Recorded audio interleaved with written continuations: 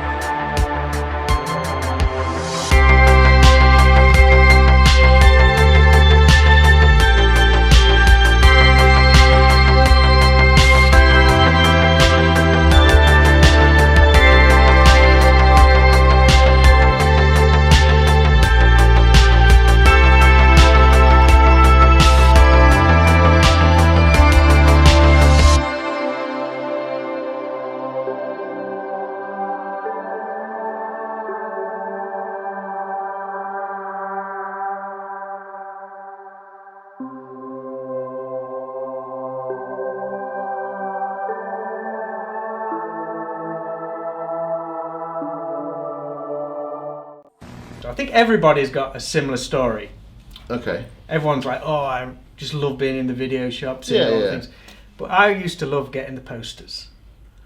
Yeah, that's a good one. That was always my favourite thing. I remember seeing an advert for Iron Eagle in the newspaper, and you had to cut out the advertisement, take it to the video shop, and you got an Iron Eagle poster. I missed all that. Yeah? Yeah, I never know. I used to just go and ask.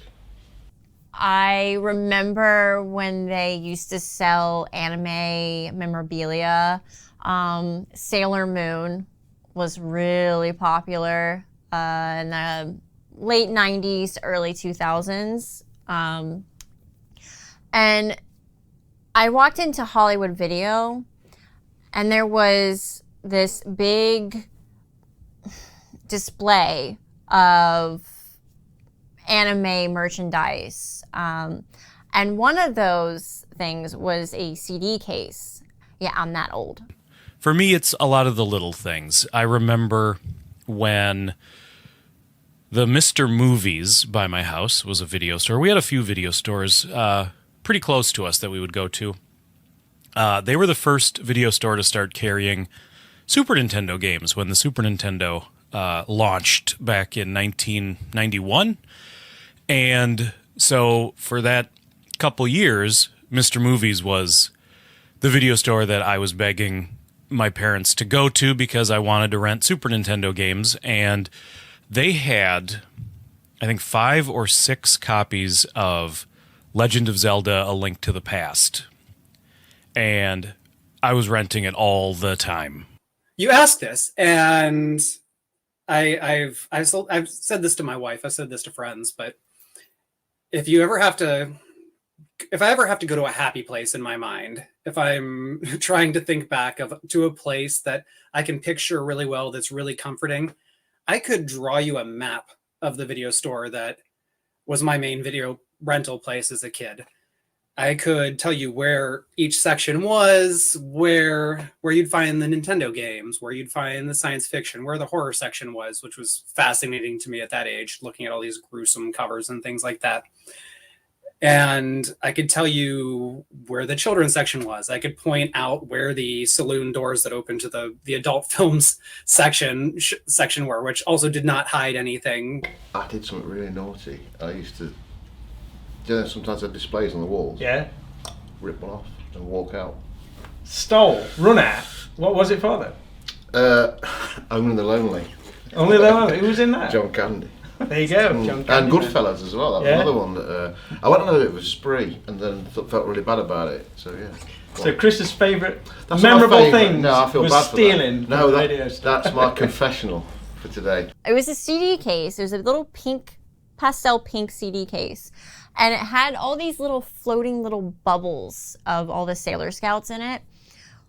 So I got it, my parents bought it for me. And being the little shit that I was, I decided that I wanted to look inside of it. I wanted to look inside of this CD case. So I ripped it open with a pair of scissors and then started playing with the little bubbles of the Sailor Scouts. And then I remember just looking down at this CD case and being really sad that all that was left behind was just this poor pink pastel husk of what used to be. And I really miss those days where you could go into Hollywood Video or Blockbuster Video and see weird stuff like that. Back then, if you were renting games that had save files, it was stored on the cartridge. It's not like nowadays where it's in the cloud or it's, in your memory card or your console. It was saved in the memory of the cartridge itself. And when you rented something and you saved your progress, you were hoping that save game would be there the next time you rented the game. And usually it was not. Fair enough. Like, other kids are playing the game, other kids want to save their progress too. I get it. But at Mr. Movies and with A Link to the Past, it was even more of this game of Russian roulette, because it was like, I don't even know if this is the same cartridge that I rented last time, let alone is my, save file gonna have been overwritten by some other booger-eating, snot-nosed 11-year-old. I don't know. But one time, in all these years, one time, I rented A Link to the Past, and there was my old save file. Now, I probably at that point had already beaten the game on a different cartridge. I was certainly far past the progress that I had made on that particular save file, but that doesn't really matter. The point is I found my old save file. I was reunited. I was home, That was a super fun feeling. Now I'm thinking this is the 80s and I'm small, but in the way my video store, the one I grew up with renting at this time, the action movies were organized where, your top bill, you had your Arnie's, your Stallones and everything up at the top. and then it sort of went down almost like a liquor store. Like that, as the quality got lower and the movies got cheaper, they went lower and lower on the shelves. Once you got to the bottom shelves of the action section, there were the martial arts films for the most part, and ninja movies. So that is right at my eye level at that age. That was what was right smack dab in front of me. And I very vividly remember seeing Revenge of the Ninja in its big MGM box with the ninja flying over top of Salt Lake City, throwing several shurikens at once, and there being explosions and a gun firing. It's wild piece of canon art and just an incredible cover, but it's sticking with me. And that's one of the early memories I have of being in a video store, of those trips, because I'd always look at it every time I go there. It was an interesting time. And I think even for back then, anime was a very more obscure. I think things like Sailor Moon and Dragon Ball Z were definitely more popular. But it was like the Wild Wild West. You go into Hollywood Video or Blockbuster and you'd see these cool little knickknacks, and then you'd see the candy and it would smell like candy. And then you would have your Randy behind the counter and you would just be enveloped by the smells and by just the walls of VHS tapes. And it felt like home. It felt like your own personal theater, until you realized the movie you wanted to rent was not there anymore. And then you wish plague upon their house. My most memorable, there's a couple. One is, this sticks in my head for some reasons, when I went to the shop, as you do every weekend, and there was Eddie Murphy Raw. And that was, it sticks in my head. So I was like, wow. It popped from the shelves into that white cover. Well, I didn't know it done, obviously, why would I know, done another stand-up, and it just thought, I can't believe that's there. And it wasn't out on loan. I was like, yeah. The beauty of pre-internet, just a nice surprise like that. Eddie waiting for you. Yeah, there he was, waiting That's for me. A good one. That's a good one. And my other one, video store, was Empire Strikes Back. This isn't that great a story, but when that came out, we had to pre-order it, before pre-ordering existed. So I went to Leicester and Nick's and I said, I pre-ordered Empire Strikes Back, and they said, sorry, no, not in stock. So my mum had to go in, flirt with the dude, and she got it. Yeah. So it was available. Yeah, just got to me. Super. Yeah, so yeah, we've got that. Empire Strikes Back and Raw. But yeah, Raw was 87, so cool. Rent anything, wouldn't you? No one cared.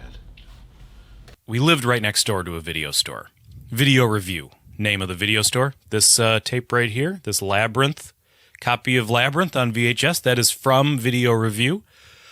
Shout out, long gone. The building was actually just demolished recently, very sad. But my parents had told the guy that ran the place, guy looked just like Tex Randall Cobb, or Randall Tex Cobb, however you would want to say it. You've seen the guy. If you see that guy, that's exactly what the owner of this video store looked like. But they told him, hey, he knows horror movies aren't real. The blood and guts, they're not real. Like, he can rent R-rated movies. He can rent horror movies. He just, don't let him rent, movies that are too sexual or whatever. Like, they were like kind of, none of that. But horror movies, let him go nuts. Of course, it's silly because most of those 80s horror movies were just filled with TNA. So it's like you weren't, hiding anything from me. But one time I was there by myself. I was probably, I guess it was probably in that 10, 11, 12-year-old range. But I was renting a couple tapes, and the guy said, oh, here, you can take this for the weekend too. Just bring it back. And he gave me a screener copy that had been sent to him by the studio of Dr. Giggles. And not that Dr. Giggles is an amazing movie. It's a fine 90s horror movie. Feels borderline straight to video. I'm pretty sure it was in theaters, though. But this was really eye-opening for me at the time. One, it was like, for a moment, I was like in this cool kid exclusive club where like I was watching Dr. Giggles at home on my VCR. Well, it was still in theaters, I think. And there was this like exclusive feeling of like, I get to do this cool thing. Not everybody gets to do this. How many people got to take a screener copy home and watch this movie before the general public got to rent it? That was awesome. This is back in the era where you could rent movies everywhere. I remember renting at the little tiny grocery store in our town. I remember renting movies at we had a gas station that was also an ice cream shop and sold fishing baits. And they also rented movies in the back. And I remember renting Stuart Gordon's Dolls from this hybrid gas station, bait store, ice cream shop, video rental place. One of the other stores I rented at a lot was close to where our high school was. And so the middle school and high school would go to the same place, but we'd get dropped off at the same place. We'd get off the bus there, and a lot of my friends lived nearby. And so we'd go to the video store across the street, rent a movie, go back to one of their houses, watch it in the basement. It didn't matter what it was, because parents were usually still at work, and as long as the movie didn't have sex in it, if it had violence, if it had gore and things like that, it was totally okay. The shop would rent them out to anybody, really. So we would get a lot of ninja movies. Enter the Ninja, Revenge of the Ninja. That was a time when I would rent that over and over again. That's where we started working our way through all of the great horror movies and sequels. And that was a place that I can also remember very well. It was a video store / tanning salon. There were tanning beds in the back, and that was just one of those things that the stores doubled up on. And I remember renting Enter the Ninja from there, and renting Invasion USA from there, and taking it back to my buddy's basement, watching it, and then we'd take it back the next day you get a 99-cent discount. It was $1.99 to rent movies, and if you brought back the release the next day instead of the 2 days they allowed you get 99 cents off your next rental. So we just kept that chain going, that over and over and over, just renting movies until the weekend came and we went home. We went our separate ways. When my local video store closed down, Video Vision in Upper Deerfield, Bridgeton, New Jersey, they were closing down in the early 2000s, and I was living in Philly at the time, and my mom called me and was telling me that they were closing down. I was like, oh, it's such a bummer. But they were selling off all of their videotapes. So I got to go back to Video Vision. I drove right there from Philly, dropped everything, and then I just went into the store and I bought a bunch of tapes from them. They were kind of expensive at the time. I think it was like $5 or $10, which was a lot for a videotape back in the early 2000s. So I couldn't get a lot, but I got quite a few. And it was really, really cool because I got to go behind the counter, which was like such a forbidden zone, right? Like you couldn't go back there. That was just for employees only. So, and I still have those tapes in my collection. I have a bunch of tapes from Video Vision, and it was just a really cool relic, and I have these tapes that like went around my community and stuff. So yeah, I got the tapes from Video Vision. I grabbed a few when they were closing down, and I have a bunch of them in my collection now. So this copy of Eaten Alive, and as you can see, it has the Video Vision sticker on it. So just really awesome, and it was kind of like a really cool closing memory for my childhood video store, just to go in there and be in there one last time and grab some tapes that I rented when I was a kid and that went around in my community. So it's just a really cool memory, and one that sticks with me. VH sticks with me. So yeah.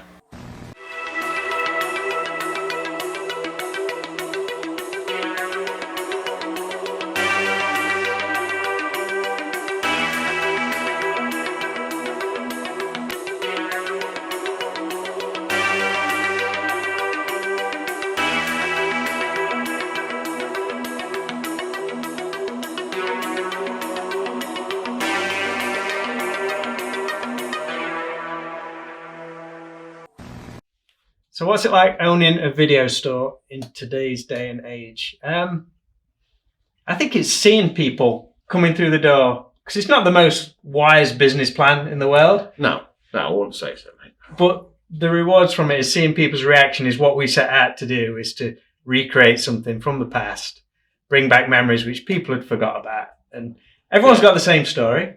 Yeah.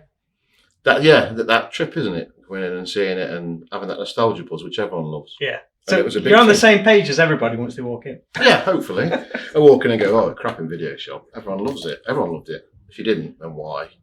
But yeah, as far as running one, it's a bit out there. It's a bit like, I don't know, starting up them chocolate cigarettes again, selling them.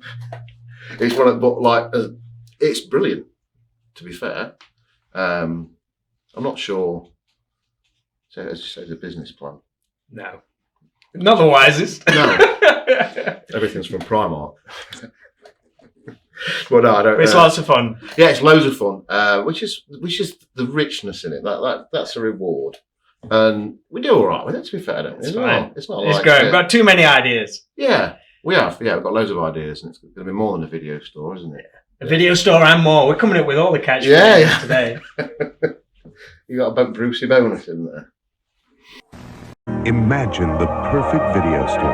It would have a great selection, right? Right. Over 10,000 videos. 3 evening rentals, so no rush, no hassle. Fast checkout. 24-hour quick drop return. Open late every night. Well, the perfect video store Welcome to Blockbuster Video. is popping up all over the country.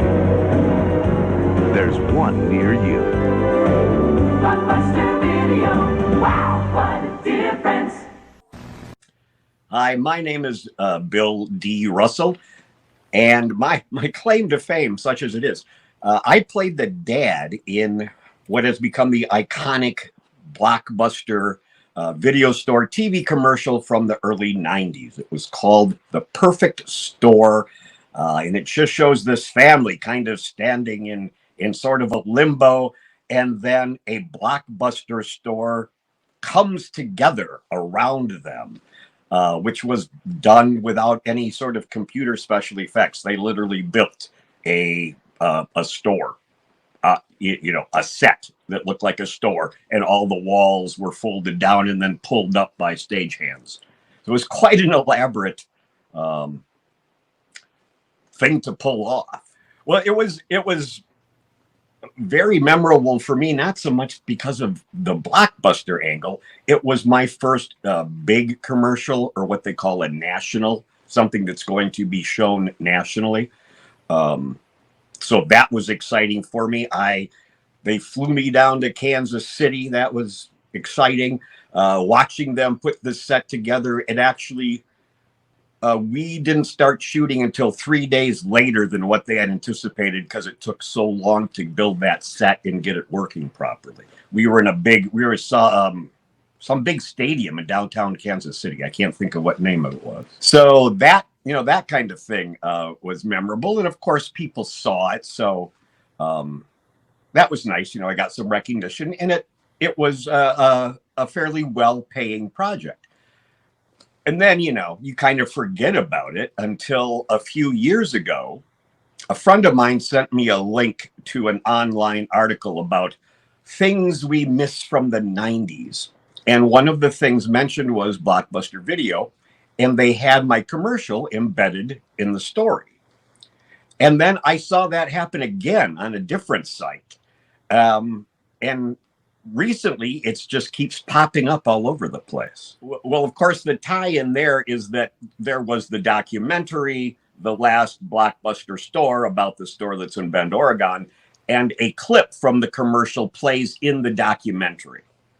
And I had posted something about that, about, how the commercial keeps showing up like that. But then like a 90s nostalgia channel, I can't remember now exactly who it was, but came up with this idea: let's get a petition started to fly Bill Russell out to the last Blockbuster and, I don't know, talk about the commercial. I don't know what I would do once I'm there. You can satisfy everyone's entertainment desires by a trip to Blockbuster. One thing I really liked about the video store was the people that worked at the video store. Now, I'd be just this young girl, and I would have all the knowledge. Like, I was a huge movie buff, even as, a child.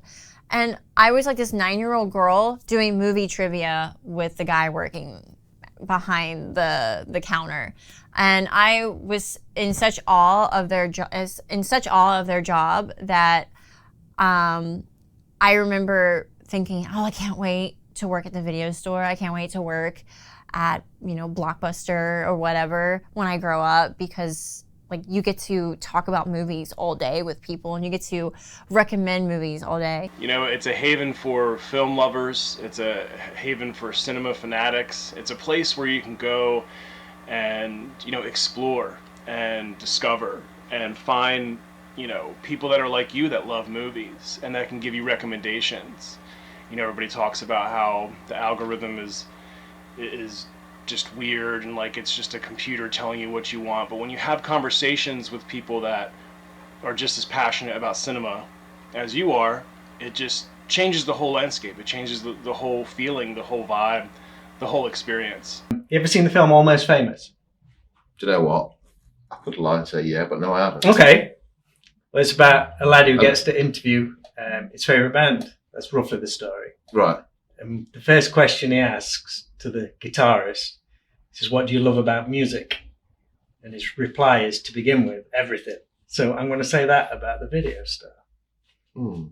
Because I do. Especially as a kid, it was like just being surrounded by Hollywood. It was like the whole movie industry surrounding you. I just loved everything.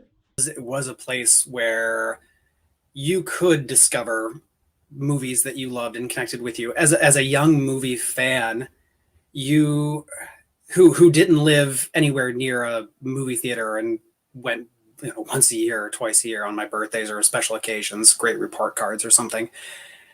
The video stores was just full of promise. You walked in, you had all of these amazing covers, all these very exciting, inviting pieces of artwork and photos, and you made your decisions based on that. You picked up the box off the shelf, you looked at the back, and you had 2 tiny little stills from the movie and a few sentences that kind of described what the film was about, but you would judge based on that artwork. And in that way, it kind of became like a mix of a library and an art gallery, I guess, in a way. But there was fun in that. But there was something about the fact that everybody went to the video store.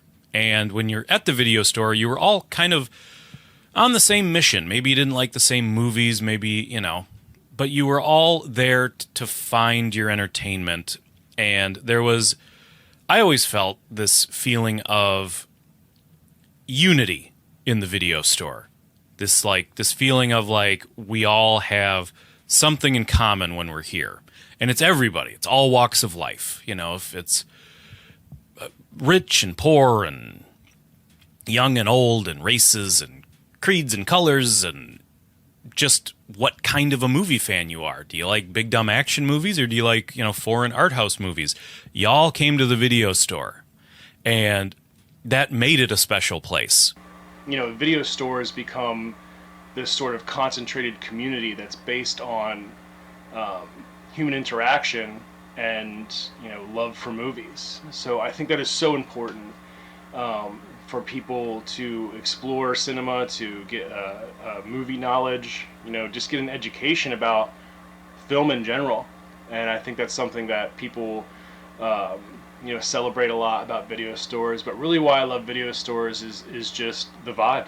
Just going in there and talking with people that love movies just as much as you. And you get to browse the aisles and discover things and look at the artwork and just be in that space and experience it. I almost got hired at Blockbuster, I believe, when I was having a back and forth with I believe he was a manager. I was having a back and forth with him, and I was laying down some trivia with this guy. And he's like, how old are you? And I was like, well, I'm 15. He's like, come back next year. And by the time I, turned around that age, things with Blockbuster and stuff, they weren't doing well. And I remember feeling really sad about that. And that's when, Netflix started showing up. And obviously, in the age of streaming, in the age of us never leaving our house and never looking up from our phones, God, I sound old. But that has definitely been lost. And with the loss of the video store really accelerated that loss of community. I also think, for me personally, as a kid that grew up a giant movie fan, there is something to be said for going into a physical space and being surrounded by the things that you are passionate about. It's no different than, someone that loves art goes to a museum and gets to be surrounded by art and cruise and peruse all of these unique things that they can connect with and draw meaning from. But I think it's like a thing that my dad took me to, and it was no holds barred, like I think I said before, that I could rent whatever I wanted. And that was like a moment of freedom that I could have. And I rented loads and loads of stuff, but I'll go back and rent the same one. But yeah, just that feeling of complete freedom, but everything as well. Yeah. There's nothing I didn't really like, apart from film not being in. Whole of Hollywood at your fingertips. I like that. It's a good slogan. We should change the slogan. I'll be honest, I wouldn't be writing these books if it weren't for the video stores and my memories of the video store. I can very distinctly remember going into the video store every weekend as a kid with one of my parents, my mom or my dad, and we would rent the stack of movies. That would be our entertainment for the weekend. It was just such a ritualistic thing back then, like going to the video store and just picking out movies and going to get some takeout food and all that kind of stuff, and just having your weekend set and you just hang out and watch movies all weekend, and just a wonderful experience. And I want kids of all ages and just people to still experience that, to still have that, to go in and have that human interaction and have that fun, and I think that video stores are important for all those reasons, and it's why I love it. That's why we try to keep it alive and celebrate it with everything Lunch Meat does and everything I do with Video Vortex. And it's something that was so inherent to my childhood and a lot of people's childhood that just I never want to see go away. I think everyone has that memory where they would talk to their Randy, the guy that was very enthusiastic at Blockbuster, where you would ask him a question like, oh yeah, what a great actor, what a great actress, this movie's great, you'll really like this. If you like this movie, then you'll like that one. But then I turn into that person because now I do YouTube and I talk about movies. So it was just a great time, and it was a very personal experience. And I will always miss it, and I think they should bring it back. Nobody was at the video store because they hated movies. You know what I mean? Like, nobody was in there. Nobody hated being in the video store. I mean, you could get annoyed if you were there with someone that couldn't just frickin' pick out a tape, but you were all there because you wanted to be entertained, because it was something you liked. And it's also something for someone like me, who grew up a very shy, introverted kid. There is something about going into a place that is familiar, that is comfortable, that is a place where you feel like you can hold your own in a conversation. If you get into a movie conversation, you have cool, obscure movies that you've rented that you can recommend, that you can, talk about kinds of movies and actors and directors. And there was something about going to a place and feeling like this is something I know. Whereas out in the real world, I probably would not engage in a conversation with anybody because I'm awkward and I probably don't know what I'm talking about. But here it was like, I can talk the talk and I can walk the walk in this place. So that was a special place personally for me.